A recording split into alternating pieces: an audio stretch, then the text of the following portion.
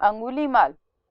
शिक्षण बिंदु ता था, ता थी, ते थे, आ गया, समझ गया। एक जंगल में अंगुलीमाल नाम का एक डाकू रहता था। वह बहुत निर्दयी था। वह जंगल से आने जाने वालों को पकड़कर बहुत सताता था। वह उन्हें मार डालता था। वह उनकी अंगुलियों की माला बनाता था। उस माला को गले में पहनता था। इसीलिए लोग उसे अंगुलीमाल कहते थे। सभी लोग उससे बहुत डरते थे और जंगल में नहीं जाते थे। निर्दयी, निर्दयी का अर्थ होता है जिसके मन में दया ना हो। सताता, सताना का अर्थ होता है परेशान करना। एक बार महात्मा बुद्ध वहां आ गए। सभी लोगों ने उन्हें प्रणाम किया। उन्हें जंगल में जाने से रोका। लोगों ने महात्मा बुद्ध को अंगुलीमाल के बारे में सब कुछ बताया। महात्मा बुद्ध ने लोगों की बातें बहुत धैर्य से सुनी। वे बोले, डरने की कोई बात नहीं है। प्रणाम का अर्थ होता है नमस्कार करना अथवा अभिवादन करना। धैर्य, धैर्य का अर्थ होता है धीरज या सब्र। महात्मा बुद्ध मुस्कुराते हुए जंगल में चले गए। जब अंगुलीमाल को महात्मा बुद्ध के आने का पता चला तो उसे बहुत गुस्सा आया। वह गुस्से से भरा महात्मा बुद्ध के पास आया। महात्मा बुद्ध ने धैर्यपूर्वक मुस्कुराकर उसका स्वागत किया। इस प्रकार बिना डरे मुस्कुराकर स्वागत करना अंगुलीमाल के लिए नई बात थी। सब लोग तो उससे डरते थे और उससे घृणा करते थे। घृणा का अर्थ होता है नफरत करना। महात्मा बुद्ध ने अंगुलीमाल से कहा, भाई गुस्सा छोड़ो और सामने वाले पेड़ से 4 पत्तियां तोड़ लाओ। अंगुलीमाल पत्ते तोड़ लाया। बुद्ध मुस्कुराए और बोले, इन पत्तों को जहां से तोड़ लाए हो फिर से वहीं लगा आओ। अंगुलीमाल बोला, यह कैसे हो सकता है? जो पत्ता एक बार पेड़ से टूट गया वह फिर कैसे जुड़ सकता है? बुद्ध ने उसे समझाया, तुम यह जानते हो कि जो एक बार टूट गया वह दोबारा जुड़ता नहीं, तो तुम तोड़ने का काम क्यों करते हो जब तुम फिर से जोड़ नहीं सकते? पेड़ हो या अन्य प्राणी, सब में प्राण होते हैं। प्राणियों को तुम क्यों सताते हो? उन्हें मारते क्यों हो? अंगुलीमाल महात्मा बुद्ध की बात समझ गया। वह उनकी शरण में आ गया और उनका शिष्य बन गया। शरण, शरण का अर्थ होता है आश्रय। शिष्य, शिष्य का अर्थ होता है चेला या शागिर्द। तो इस प्रकार महात्मा बुद्ध की सरलता ने और उनके धैर्यपूर्वक स्वभाव ने अंगुलीमाल का हृदय बदल दिया। इस पाठ से हमें यह समझ आता है कि हमें धैर्यपूर्वक कार्य करने चाहिए। तो चलिए चलते हैं अपनी गतिविधियों की ओर। हमारी पहली गतिविधि है पढ़ो और बोलो।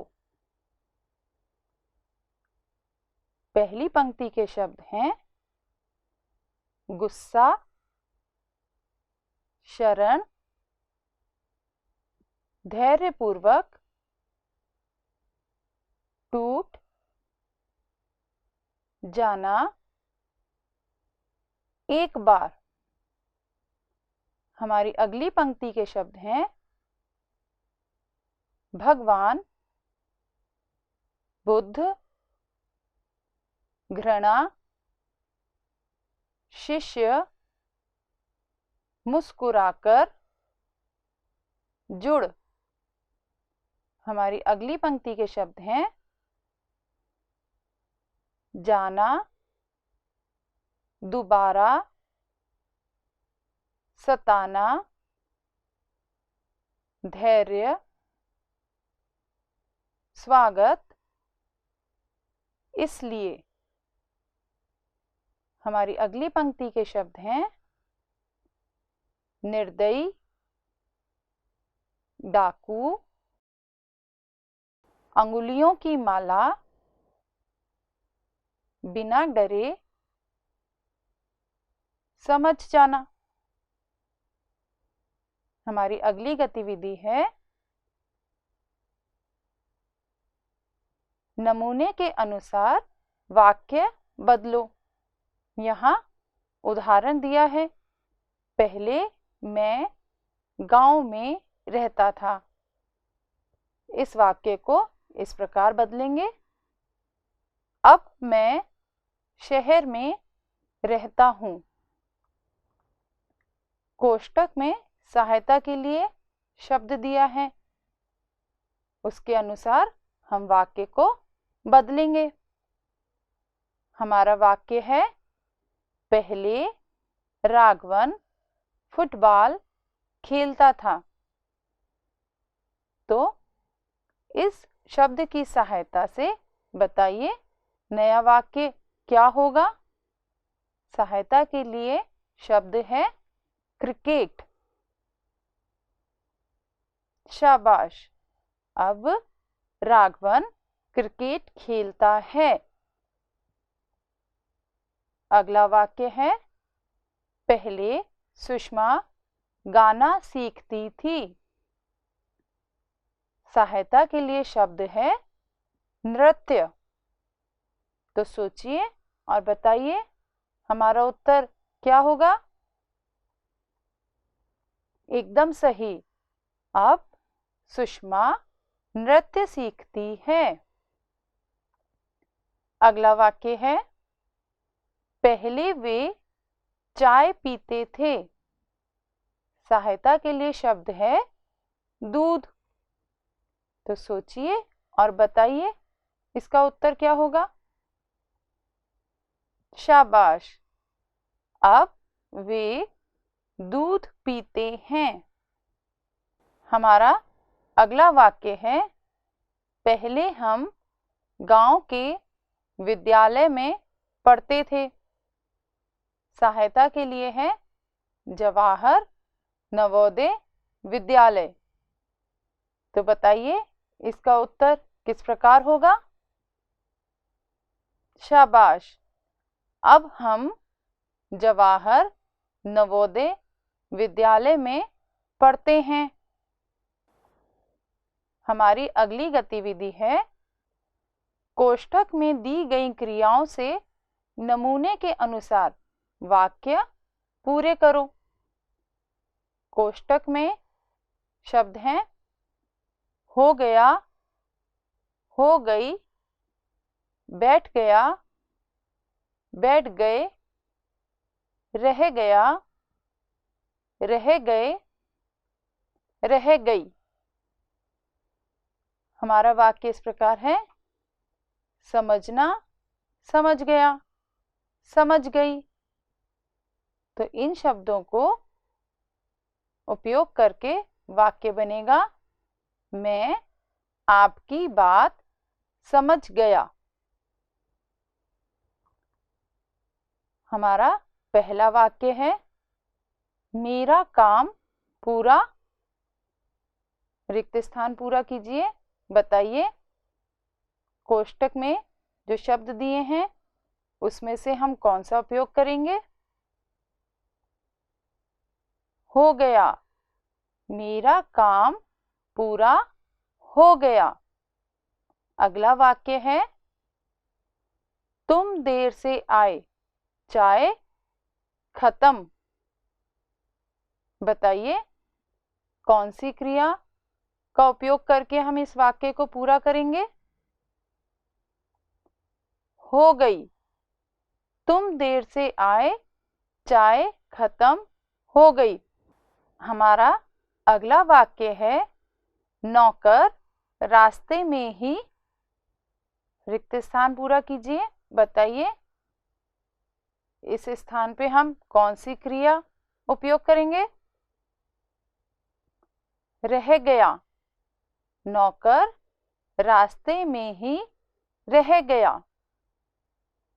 अगला वाक्य है, सभी विद्यार्थी अपनी अपनी सीट पर। सोचिए और बताइए क्या होगा इसका उत्तर। बैठ गए, सभी विद्यार्थी अपनी अपनी सीट पर बैठ गए। अगला वाक्य है, अंजना खुश। कोष्टक में दिए क्रियाओं के अनुसार बताइए हम किस प्रकार से इस वाक्य को पूरा करेंगे। हो गई, अंजना खुश हो गई।